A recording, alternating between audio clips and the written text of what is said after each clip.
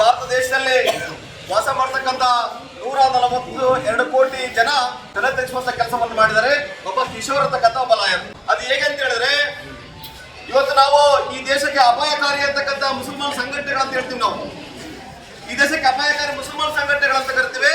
ಆ ಮುಸಲ್ಮಾನ್ ಸಂಘಟನೆಗಳಲ್ಲ, ಈ ದೇಶಕ್ಕೆ ಅಪಾಯಕಾರಿ RSS ಸಂಘಟನೆ ಅಂತ ನಾವು ಹೇಳ್ತೀವಿ.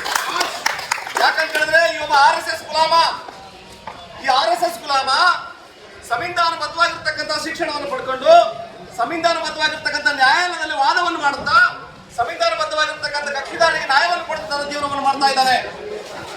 ಇವತ್ತು ಸರ್ವೋಚ್ಚ ನ್ಯಾಯಾಲಯ ಅಂತಂದ್ರೆ ಸಂವಿಧಾನ ಅಂತಂದ್ರೆ ಸುಪ್ರೀಂ ಕೋರ್ಟ್ ಅಂತಂದ್ರೆ ಈ ದೇಶ. ಯಾರು ಸುಪ್ರೀಂ ಕೋರ್ಟ್ಗೆ ಅಪಚಾರವನ್ನು ಮಾಡ್ತಾನೆ ಅವನು ಇಡೀ ದೇಶಕ್ಕೆ ಅಪಚಾರವನ್ನು ಮಾಡಿದಂತೆ. ಯಾರು ದೇಶಕ್ಕೆ ಅಪಚಾರವನ್ನು ಮಾಡ್ತಾರೋ ಇಡೀ ಸಂವಿಧಾನಕ್ಕೆ ಅಪಚಾರವನ್ನು ಮಾಡದಂತೆ. ಇಂಥ ಅಪಚಾರ ಮಾಡುವಂತಹ ದ್ರೋಹಿಯನ್ನ ನಾವು ಏನಂತ ಕರಿಬೇಕು?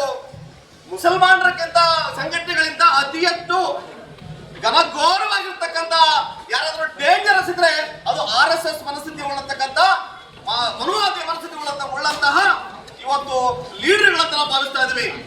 ಸ್ವಾಮಿ, ಈ ದೇಶದಲ್ಲಿ ಇರ್ತಕ್ಕಂಥವ್ರು ನೀವು ಈ ನ್ಯಾಯವನ್ನ, ಈ ಭಾರತ ದೇಶವನ್ನ, ಇಲ್ಲಿರ್ತಕ್ಕಂಥ ಮನುಷ್ಯರನ್ನ ಗೌರವಿಸ್ತಾ ಇದ್ರೆ ನೀವು ಯಾವ ನಾಯಕರುಗಳು?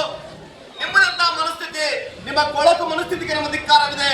ಇವತ್ತು ನಮ್ಮ ದೇಶದಲ್ಲಿ ಸುಮಾರು 85% SC ST OBC ಹಿಂದುಳಿದ ಧಾರ್ಮಿಕ ಅಲ್ಪಸಂಖ್ಯಾತರಿದ್ದಾರೆ. ಇವತ್ತು ಏನಾದ್ರೂ ಸಂವಿಧಾನಕ್ಕೆ, ನ್ಯಾಯಾಂಗಕ್ಕೆ, ಈ ದೇಶಕ್ಕೆ ಅಪಚಾರವಾದ್ರೆ ಸುಮ್ಮನೆ ಕೂಡ್ತಕ್ಕಂಥವ್ರಲ್ಲ. ನಿಮ್ಮ ವಿರುದ್ಧ ಎದೆ ಒದಿಯುವಂತ ಕೆಲಸವನ್ನ ಮಾಡೇ ಮಾಡ್ತಾರೆ. ನೀವು ಯಾವುದೇ ತರದ ಈ ತರ ವಾಮಮಾರ್ಗದ ಮೂಲಕ ಬಂದು ಇವತ್ತು ನ್ಯಾಯಾಧೀಶರು ಅಂತಂದ್ರೆ ಇವತ್ತು ದೇವಸ್ಥಾನ ಅಂತ ನಾವು ಕರಿತೀವಿ. ಆ ದೇವಸ್ಥಾನದಲ್ಲಿ ವಾದ ಮಾಡ್ತೀನಿ. ನೀನು ವಾದ ಮಾಡ್ತಕ್ಕಂಥ ಅರ್ಜಿ ಸೆಪ್ಟೆಂಬರ್ 16ನೇ ತಾರೀಕು ಮುಗುದಾದ್ರೆ ಹೇಳ್ತಾರೆ ಇದು ನಮ್ಮ ನ್ಯಾಯಸ್ಥಾನಕ್ಕೆ ಬರೋದಿಲ್ಲ, ಅರ್ಕಲಿಟಿಕಲ್ ಆಫ್ ಸರ್ವ್ ಆಫ್ ಇಂಡಿಯಾ ಬರುತ್ತೆ, ಅಲ್ಲಿ ಹೋಗಿ ಅಂತ ಹೇಳ್ತಾರೆ. ಅಲ್ಲಿ 2 ಜಡ್ಜ್ಗಳು ಇರ್ತಾರೆ. ಒಬ್ಬರು ವಿನೋದ್ ಅಂತಕ್ಕಂಥವ್ರು, ಮತ್ತೊಬ್ರು BR ಗವಾಯಿ ಅಂತಕ್ಕಂಥವ್ರು. ಅವೊಬ್ಬ ಮನುವಾದಿ, ಒಬ್ಬ RSS ಗುಲಾಮ ಏನ್ ಹೇಳ್ತಾನೆ ಗೊತ್ತಾ? ವಿನೋದ್ ಸಾಹೇಬ್ರೆ, ನನ್ನ ಕ್ಷಮೆ ಕೊಡಿ, ನಾನು ನಿಮಗೆ ಹೆಸರಿಲ್ಲ ಆಗ್ಬಿಟ್ಟು ಗವಾಯಿ ಅವ್ರಿಗೆ ಹೆಸರು ಅಂತ ಹೇಳ್ತಾರೆ. ಇವರ ಕ್ರೂರ ಮನಸ್ಥಿತಿಯನ್ನು ಅರ್ಥ ಮಾಡ್ಕೊಳ್ಳಿ. ಇವನು ಏನಾಗ್ತಾನೆ ಮತ್ತೆ ಕೂಗ್ತಾ ಬರ್ತಾರೆ ಕಿರ್ಚಾರ್ಥ ಕೋರ್ಟಲ್ಲಿ, ಸನಾತನ ಧರ್ಮಕ್ಕೆ ಅಪಚಾರವಾಗ್ತಾ ಇದೆ, ಸನಾತನ ಧರ್ಮಕ್ಕೆ ಅನ್ಯಾಯ ಆಗ್ತಾ ಇದೆ ಅಂತ ಹೇಳ್ತಾನೆ. ಮುಟ್ಟಾಳ ಕಿಶೋರ್ ಲಾಯರ್, ಸನಾತನವಾದಿಗಳು ನಾವೆಲ್ಲರೂ ಕೂಡ ದಲಿತರು, ಸನಾತನವಾದಿಗಳು SC ST OBC ಅಲ್ಪಸಂಖ್ಯಾತರು. ನೀವೆಲ್ಲ ಮನುವಾದಿಗಳು, ನೀವೆಲ್ಲ ದೇಶದ್ರೋಹಿಗಳು, ರಾಷ್ಟ್ರದ್ರೋಹಿಗಳು, ಭಾರತ ದೇಶಕ್ಕೆ ಮೋಸ ಮಾಡ್ತಕ್ಕಂಥ ರಾಷ್ಟ್ರದ್ರೋಹಿಗಳು. ಇವತ್ತು ಸೂರ್ಯ, ಚಂದ್ರ, ಗಿಡ, ಮರ, ನೆಲ, ನೀರು, ಗಾಳಿಯನ್ನ ಪೂಜೆ ಮಾಡ್ತಕ್ಕಂಥ ಯಾವ್ದಾದ್ರು ಸಮಾಜ ಇದ್ರೆ ಅದು ಹಿಂದುಳಿತಕ್ಕಂಥ ಸಮಾಜಗಳೇ.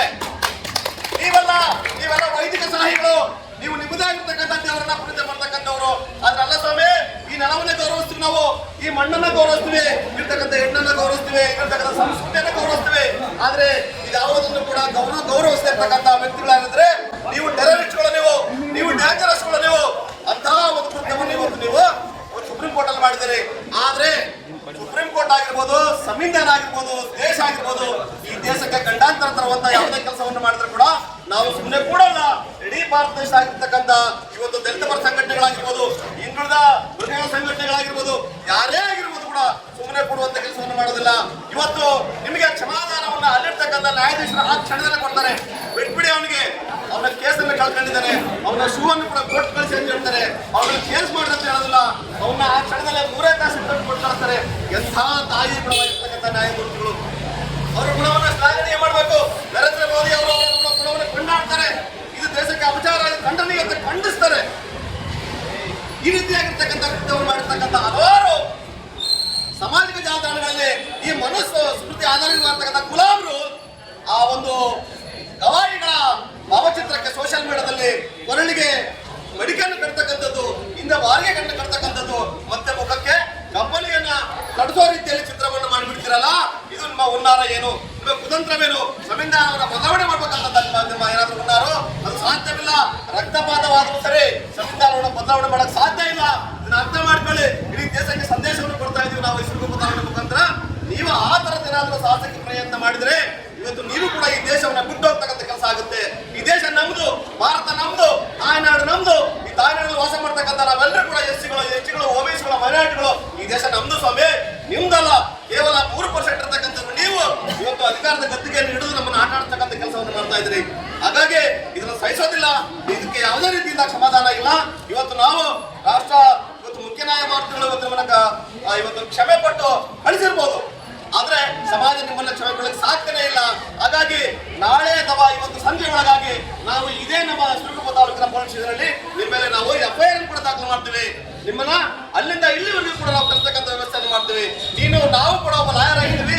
ಇಡೀ ಲಾಯರ್ ಒಂದು ವೃತ್ತಿಗೆ ಕಳಂಕ ತರ್ತಕ್ಕಂಥ ಕೆಲಸವನ್ನು ಮಾಡಿದ್ರಿ. ನಿಮಗೆ ನಾಚಿಕೆ ಆಗ್ಬೇಕು. ನೀವು ಆ ಒಂದು ಮನಸ್ಥಿತಿಗೆ ನಿಮಗೆ ಧಿಕ್ಕಾರ ಬರ್ಬೇಕು. ಆ ರೀತಿಯಾಗಿರ್ತಕ್ಕಂಥ ಘಟನೆಗಳು ನಡೆದ್ರೆ ಬಹುಶಃ ಇವತ್ತು ನಾವು ಈ ಒಂದು ಕಡಿಮೆ ಸಂಖ್ಯೆಯಲ್ಲಿ ಸೇರಿದ್ವಿ ಅಂತಕ್ಕಂಥದ್ದನ್ನ ನಾವು ನಿಮಗೆ ತಿಳಿಸ್ತಾ ಇದ್ದೀವಿ. ಆದ್ರೆ ಮುಂದಿನ ದಿನಗಳಲ್ಲಿ ದೊಡ್ಡ ಉಗ್ರವಾದ ಹೋರಾಟವನ್ನು ಮಾಡ್ತಕ್ಕಂಥ ಕೆಲಸವನ್ನು ಕೂಡ ಮಾಡ್ತಾ ಇದ್ದೀವಿ. ಮಾನ್ಯ ಇವತ್ತು ಈ ದೇಶದ ಪ್ರಥಮ ಪ್ರಜೆ ಆಗಿರ್ತಕ್ಕಂಥ ರಾಷ್ಟ್ರಪತಿ ಅವರಿಗೆ మన ತಹಸೀಲ್ದಾರ್ ಮುಖಾಂತರ ನಾವು ಅರ್ಜಿಯನ್ನು ಕೊಡ್ತಕ್ಕಂಥದ್ದನ್ನು ಮಾಡ್ತಾ ಇದ್ದೀವಿ. ಅರ್ಜಿಯಲ್ಲಿ ಏನ್ ಕೇಳ್ತಾ ಇದ್ದೀವಿ, ಅವರನ್ನ ಗಡೀಪಾರು ಮಾಡಿ ದೇಶ ದ್ರೋಹಿ ಕಾಯ್ದೆ ಅಡಿಯಲ್ಲಿ ಬಂಧಿಸಿ ಅವರನ್ನ ಮೊದಲು ಗಡೀಪಾರಿ ಮಾಡ್ತಕ್ಕಂಥ ಒಂದು ಒತ್ತಾಯವನ್ನ ಇವತ್ತು ಈ ಮೂಲಕ ನಾವು ಮಾಡ್ತಾ ಇದ್ದೀವಿ. ಹಾಗಾಗಿ ಬಂಧುಗಳೇ, ಇವತ್ತು ಆ ಒಂದು ಉನ್ನತವಾಗಿರ್ತಕ್ಕಂಥ ಸ್ಥಾನದಲ್ಲಿ ಹೇಳ್ತಾರೆ, SC-ಗಳಾಗಿರ್ಬೋದು, ST-ಗಳಾಗಿರ್ಬೋದು, OBC-ಗಳಾಗಿರ್ಬೋದು, ಮೈನಾರಿಟಿಗಳಾಗಿರ್ಬೋದು, ಆ ಒಂದು ಸ್ಥಾನದಲ್ಲಿ ಕುಂತ್ರೆ ಅವರಿಗೆ ಹೊಟ್ಟೆ ಟಿಕಾವರಿತೈತೆ ಅವರಿಗೆ. ಹಾಗಾಗಿ ಅದನ್ನು ಸಹಿಸ್ಕೊಳ್ಳಾರ್ದೆ ಈ ರೀತಿಯ ಕೃತ್ಯವನ್ನು ಮಾಡ್ತಾ ಇದ್ದಾರೆ. ಅದನ್ನ ನಾವು ಸಹಿಸ್ಕೊಳ್ಳೋದಿಲ್ಲ. ನೀವೇನಾದ್ರೂ ಆಧಾರ ಮಾಡಿದಂದ್ರೆ ನಿಮ್ಮನ್ನ ಯಾವ ಸ್ಥಿತಿಗೆ ನಾವು ತಪ್ಪು ಗೊತ್ತಿಲ್ಲ ಅಂತಕ್ಕಂಥ ಮಾತನ್ನ ಈ ಸಂದರ್ಭದಲ್ಲಿ ಹೇಳಿ, ಇವತ್ತು ಈ ಒಂದು ರೀತಿಯಾಗಿರ್ತಕ್ಕಂಥ ಪ್ರತಿಭಟನೆಯಲ್ಲಿ ಭಾಗವಹಿಸಿ ಅಭೂತವಾಗಿರ್ತಕ್ಕಂಥ ಬೆಂಬಲವನ್ನು ತೋರಿಸಿದರೆ ಇದು ಮುಂದಿನ ಯಾವ ಮಟ್ಟಕ್ಕೂ ಅಂತ ಗೊತ್ತಿಲ್ಲ. ಇವತ್ತು ಸೋಮವಾರ ದಾಖಲೆ ಮಾಡಿ ಇವತ್ತು ಸುಪ್ರೀಂ ಕೋರ್ಟ್ ನ್ಯಾಯವಾದಿಗಳು ಅವ್ರಿಗೆ ಕ್ಷಮಾದಾನ ಮಾಡಿರ್ಬೋದು. ಆದ್ರೆ ಇವತ್ತು ಇರ್ತಕ್ಕಂಥ ಏನು ಇಂಡಿಯನ್ BNSS ಕಾಯ್ದೆ ಆಗಿರ್ಬೋದು, ಇಂಡಿಯನ್ ಪೆನಲ್ ಕೋಡ್ ಆಗಿರ್ಬೋದು, ಅವ್ರನ್ನ ಸುಮ್ಮನೆ ಬಿಡಬಾರ್ದು. ಅವ್ರ ಮೇಲೆ ಕಾನೂನು ಕೈಗೊಳ್ಬೇಕಂತ ಹೇಳಿ ಈ ಮೂಲಕ ಒತ್ತಾಯ ಮಾಡಿ ನನ್ನ ಮಾತು ವಿರಾಮವನ್ನು ಹೊಂದಿದ್ರೆ